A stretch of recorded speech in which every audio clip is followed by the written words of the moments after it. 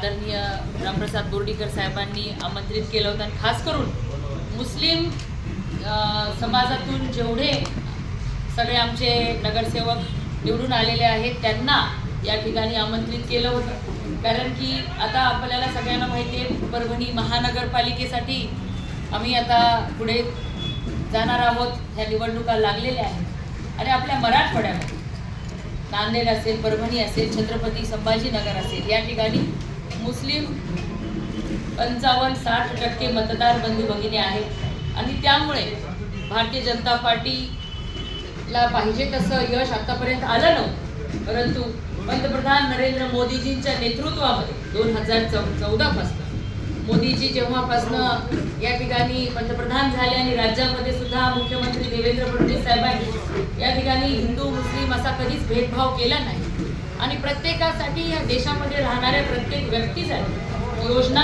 समान आणलेल्या आहेत। प्रत्येक पात्र लाभार्थ्यांना त्या योजनेचा लाभ झालेला आहे याची जाणीव मुस्लिम समाजाला सुद्धा झाली आणि मला आनंद होतो सांगायला या ठिकाणी आपले नगराध्यक्ष जिंतूरचे प्रताप भैया देशमुख आलेले आहेत। सेलूचे सुद्धा ज्यांच्या नेतृत्वामध्ये आम्ही ही नगरपालिका लढली विनोद बोराडे साहेब आहेत आणि मिलिंद सावंतजी सुद्धा आलेले आहेत आणि सोनपेठचे आमचे परमेश्वरजी कदम हे सुद्धा नगराध्यक्ष या ठिकाणी आले आणि सगळेच आमचे उमेदवार मुस्लिम समाजातले निवडून आलेले मताधिक्याने निवडून आले। त्यांना स्वतःला पण पटलं की कमळावरती उभं राहणं हे काही वाईट नाहीये, चुकीचं नाहीये आणि त्यांनी विश्वास दाखवला।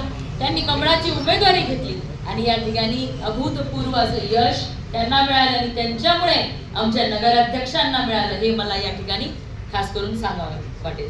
कारण की असं कुठं झालं नाही की नगरसेवक मुस्लिमचा आहे त्याला 1000 मतदान आणि वरी नगराध्यक्ष पदाला 200 मतदान 500 मतदान जेवढं खालच्या उमेदवाराला मिळालं तेवढंच नगराध्यक्ष पदाच्या उमेदवाराला सुद्धा समाजाने मतदान दिलंय। कारण की समाजाला सुद्धा पटलंय की कमळ भारतीय जनता पार्टी पंतप्रधान नरेंद्र मोदीजी आणि मुख्यमंत्री देवेंद्र फडणवीस साहेब हे नेहमीच त्या प्रत्येकाच्या भल्यासाठी काम करत आहेत आणि आपण भारतीय जनता पार्टी सोबत राहिलं पाहिजे हा विश्वास मतदार बंधू भगिनींना आता आहे।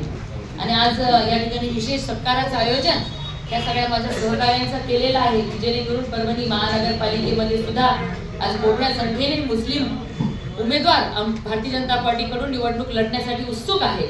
परंतु ह्याच भीतीमुळे त्याने आतापर्यंत नुसतं खान पाहिजे का बाण पाहिजे ह्याच एका एजेंड्यावरती आपल्याकडच्या लोकांनी या ठिकाणी निवडून आलेल्या आमदार खासदारांनी मतदान मागितलेले आहे आणि दुर्दैवाने 2 जाती धर्मांमध्ये ही एक जी दरी या ठिकाणी निर्माण करून ठेवलेली ती दरी मिटवण्याचं काम आम्हाला यापुढे करायचंय। यासाठी आज ही छोटेखानी बैठक छोटेखानी सत्कार कार्यक्रम या ठिकाणी आयोजित केला होता आणि सबका साथ सबका विकास या ब्रीद वाक्यावरती चालणारा आमचा पक्ष आहे, चालणारे आमचे पंतप्रधान नरेंद्र मोदीजी आहेत। त्यांना याचा अनुभव भारतातील 140 करोड बंधू भगिनी घेत आहेत आणि त्याचाच तो निकाल जिंतूरचा लागलेला आहे खास करून कारण की आपण सर्वजण जाणकार आहात। मुंबईच्या पत्रकारांनी सुद्धा त्याची दखल घेतली पण दुर्दैवाने आपल्या काही पत्रकारांनी घेतली की या ठिकाणी जिंतूरमध्ये नेहमीच शहरामधून मायनस राहणारी मेघना बोर्डीकर एवढ्या त्यांचे नगराध्यक्ष पदाचे उमेदवार 3160 मतांनी कमळ ह्या निशाणीवरचे नगराध्यक्ष झालेले याची दखल सगळ्या महाराष्ट्रभरातल्या सगळ्या लीडिंग पेपरनी घेतलेली। कारण तुम्हाला तर त्यांच्यापेक्षा जास्ती इथलं सगळं काही राजकारण माहिती आहे पण काही हरकत नाही। ज्यांनी दखल घ्यायची त्यांनी घेतलेली आहे, मतदारांनी खास करून घेतलेली आहे आणि आमच्यावरती विश्वास ठेवलेला आहे। यापुढे देखील ह्या परभणी महानगरपालिकेमध्ये सुद्धा भारतीय जनता पार्टी हा सर्वात मोठा पक्ष या ठिकाणी राहणार आहे। सोनपेठच्या बाबतीमध्ये मला सांगायचं की सोनपेठ मध्ये जे परिवर्तन विकास आघाडी आमच्या सगळ्या तरुण सहकार्यांनी 30तले 35तले सगळे तरुण सहकारी जनसुराज्य पक्ष हा जो भारतीय जनता पार्टीचा महायुतीतला घटक पक्ष आहे विनायक कोरेजींचा आमचे मुख्यमंत्री देवेंद्र फडणवीस साहेबांशी बोलणं झाल्यानंतर त्यांच्या मार्गदर्शनामध्ये त्यांच्या विनायक कोरे साहेबांच्या मदतीने या ठिकाणी आम्ही पॅनल उभा केला आणि आमचे परमेश्वरजी कदम एकदम तरुण की ज्या ठिकाणी राष्ट्रवादीचा आमदार आणि ज्या ठिकाणी 4 वेळेपासून 5 टर्म पासून एक हाती सत्ता असलेल्या राठोडांचा बाले किल्ला या ठिकाणी उद्ध्वस्त करण्याचं काम आपल्या जमातीने केलेलं आहे, त्यांच्या सगळ्या सहकार्यांनी केलेले आहे. हे शक्य झाले कारण की एक टीम, एक मोठ आणि भारतीय जनता पार्टीचा पुरस्कृत हा पॅनल आहे. हा विश्वास सोनपेठच्या मतदार बंधू भगिनींना देखील आला. मला अभिनंदन करायचे सोनपेठचे आमचे अध्यक्ष कदम की त्यांनी या ठिकाणी इतक्या सुंदर एवढ्या ताकदीच्या लोकांना लढा देण्याची हिंमत दाखवली आणि त्यांच्यासोबत सगळे माझे सहकारी रमणाजी सोळंके, आमचे पवार साहेब यांनी सुद्धा, धोंडगे सर, या सगळ्यांनी चांगल्या पद्धतीने या ठिकाणी नियोजन केलं आणि ही लढाई जिंकली. सेलूमध्ये सुद्धा काही आमच्याच लोकांनी या ठिकाणी निगेटिव्ह प्रचार केला होता, नरेटिव्ह सेट करण्याचा प्रकार केला. आपल्यापैकी बरेच जणांनी मलाही सांगितलं की दीदी असं असं सांगताय, परंतु विनोद भाऊ बोराडेचे एवढे या ठिकाणी अनेक वर्षांपासून ते नगरपालिकेमध्ये त्यांचं वर्चस्व आहे आणि बोर्डीकर साहेबांनी सुद्धा चांगल्या पद्धतीने आणि मी सुद्धा पहिल्या टर्ममध्ये आमदार म्हणून जे काम केलं, मला खात्री होती की सेलू शहरातील मतदार बंधू भगिनी कधीही चूक करणार. अनेकांनी अनेक नरेटिव्ह पसरवण्याचा प्रयत्न केला, परंतु देशामध्ये कुणाची सत्ता आहे, राज्यामध्ये कुणाची सत्ता आहे, त्यांच्याच बरोबर राहण्याचा निकाल आणि राहण्याचा विचार हा मतदार बंधू भगिनींनी केलेला.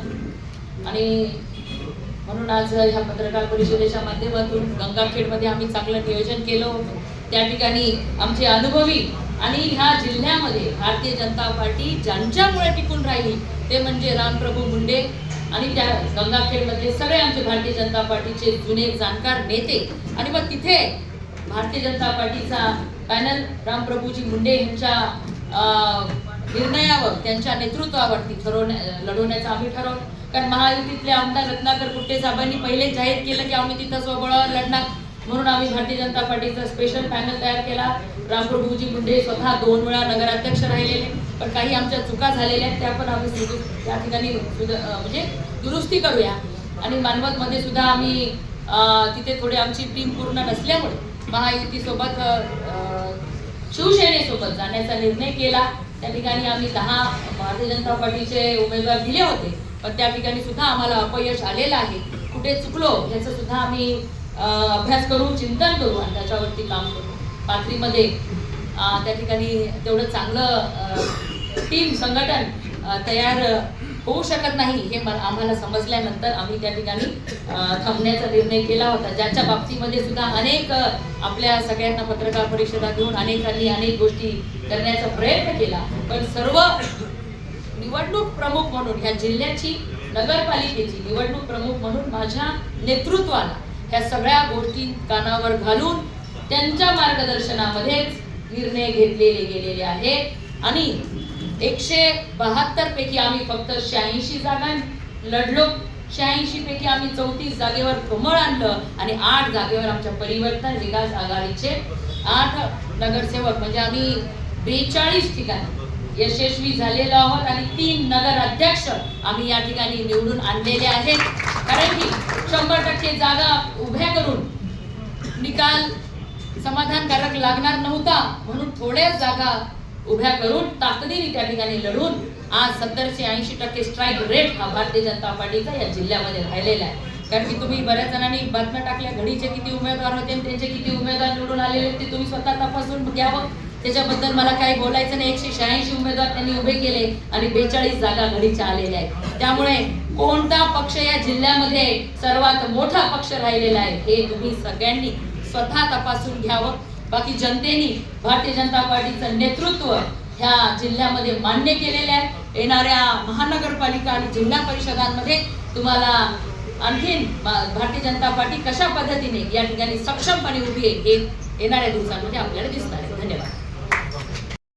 राष्ट्रवादीचे आमदार राजेश विटेकर आणि राठोड ज्यांच्याकडे 25 वर्षापासून नगरपालिकेची एक हत्ती सत्ता होती आणि मग आमचे तरुण नौखे पहिल्यांदा निवडणूक मध्ये उतरणार आहे.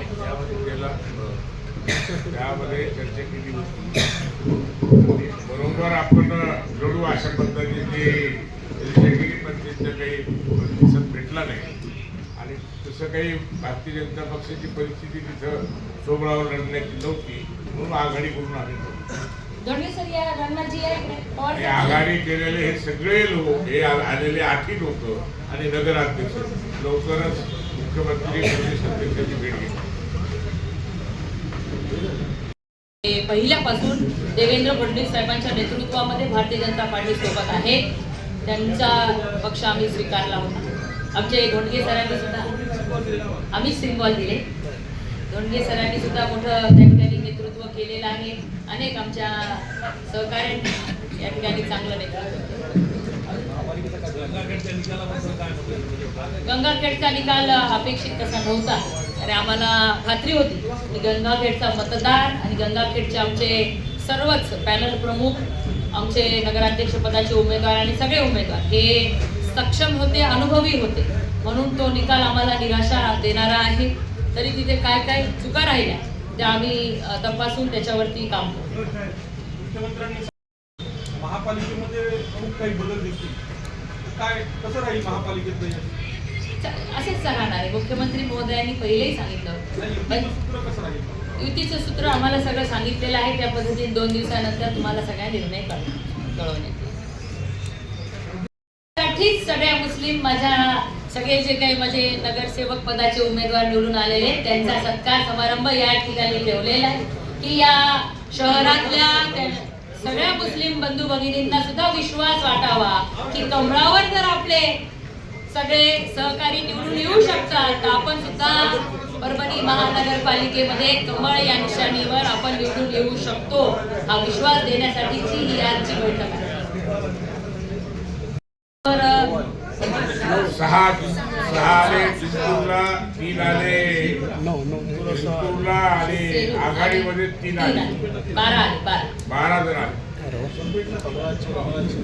वनपेठ 3, शेलू 3 आणि जिंतूर 6.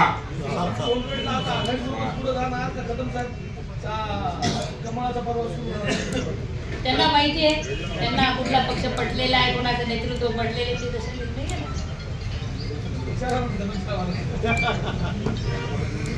परभणीमध्ये सुद्धा मानसिकता व्हावी तयार या उद्देशाने ही जे पत्रकार परिषद आणि भारतीय जनता पक्षाचे आमचे जिल्हा अध्यक्ष सुरेश भुमरे साहेबांनी या मायनॉरिटीचे जे आमचे निवडून आलेले सर्व सन्माननीय सदस्यांचा सत्कार आज या निमित्ताने इथे ठेवलेला. हा मॅसेज जिल्ह्यात नुसतं परभणीलाच नाही तर मराठवाड्यामध्ये हा मॅसेज गेला पाहिजे आणि येणाऱ्या काळामध्ये मोदीजींच्या म्हणण्याप्रमाणे सबका साथ सबका विकास हा करण्याच्या दृष्टिकोनातून ही जे पत्रकार परिषद आणि हा जे निवडून आलेल्यांचा सत्कार आहे हा तोच उद्देशाने ठेवलेला. प्रत्येकाला आत्मविश्वास होता आपला त्यामुळे आम्ही एकत्र येऊ शकलो नाही.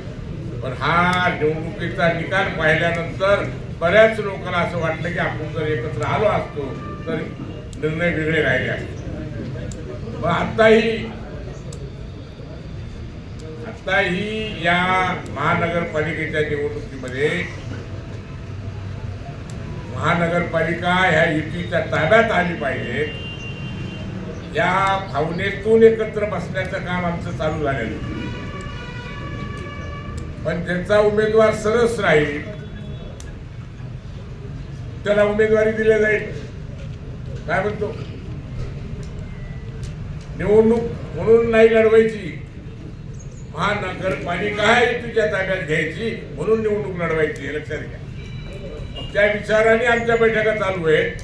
आता ज्याचा माणूस सक्षम असेल सगळ्या दृष्टीनं लोकांच्या मध्ये चांगल्या पद्धतीनं त्याला रिस्पॉन्स असेल अशी माणसं समोर करावं लागतं. त्यामुळं युतीचा निर्णय जे आहे ते पालकमंत्री मॅडमनी सांगितलं आहे. या 2 दिवसात 2-4 दिवसात हे चित्र तुम्हाला स्पष्ट होईल.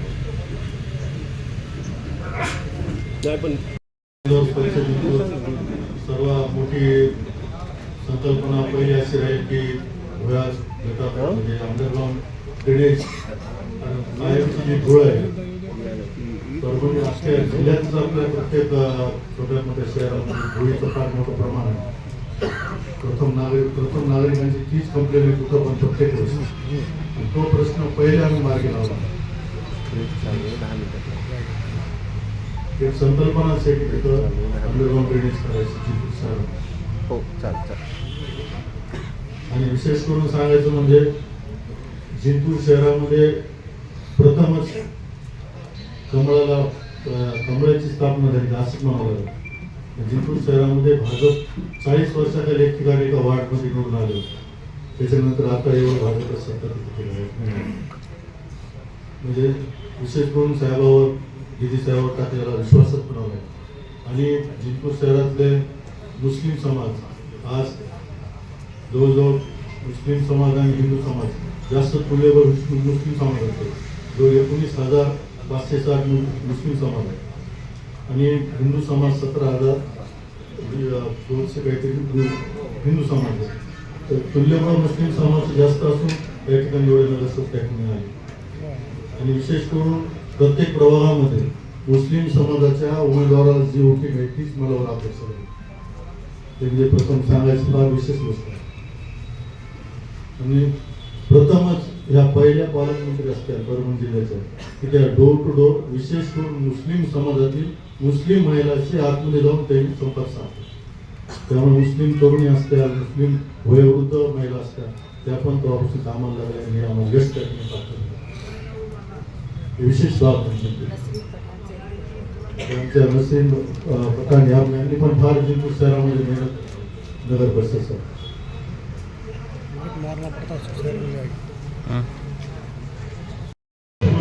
आणि शैक्षणिक शहर म्हणून मराठवाड्याची ओळख आहे. या शहराला आमचं शहर हे जिंतूर विधानसभा मतदारसंघात येतं. जिल्ह्याचे नेते लोकनेते आदरणीय माजी आमदार रामप्रसाद बोर्डीकर साहेब आणि जिल्ह्याच्या पालकमंत्री राज्यमंत्री अतिशय अभ्यासू व्यक्तिमत्व मेघनादिदी बोर्डीकर यांच्या मार्गदर्शनाखाली आम्ही निवडणूक लढली. त्या ठिकाणी 26 प्रभाग होते आणि आतापर्यंतचा इतिहास आहे, जेव्हापासून नगर परिषद स्थापना झाली तेव्हापासून तिथं कधीही कमळ फुललं नाही.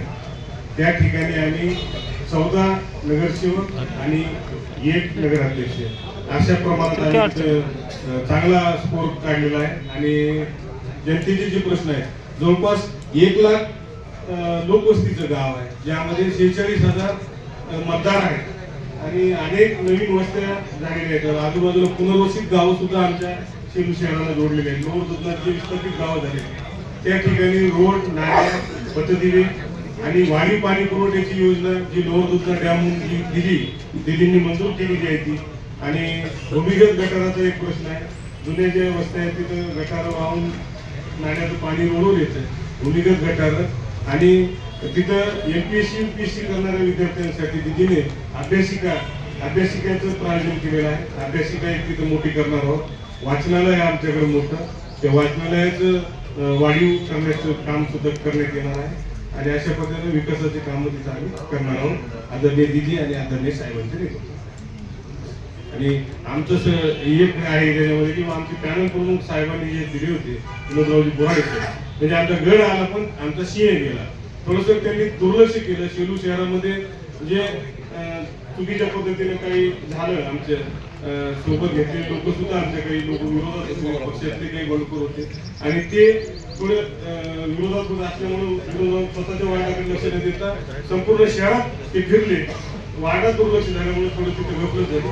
अशा पद्धतीनं गड आला पण CA गेला असं दिदीने पण काल म्हणले. आणि मी या ठिकाणी करतो आणि साहेबांच्या आणि दिदीच्या मार्गदर्शनासाठी आम्ही पूर्णतः तिथं ताकदीनं विकास करू. आणि पुढच्या पालिकेच्या इलेक्शनला किंवा पुढच्या विधानसभेला आम्हाला तिथं कुठल्याही प्रकारची अडचण येणार नाही.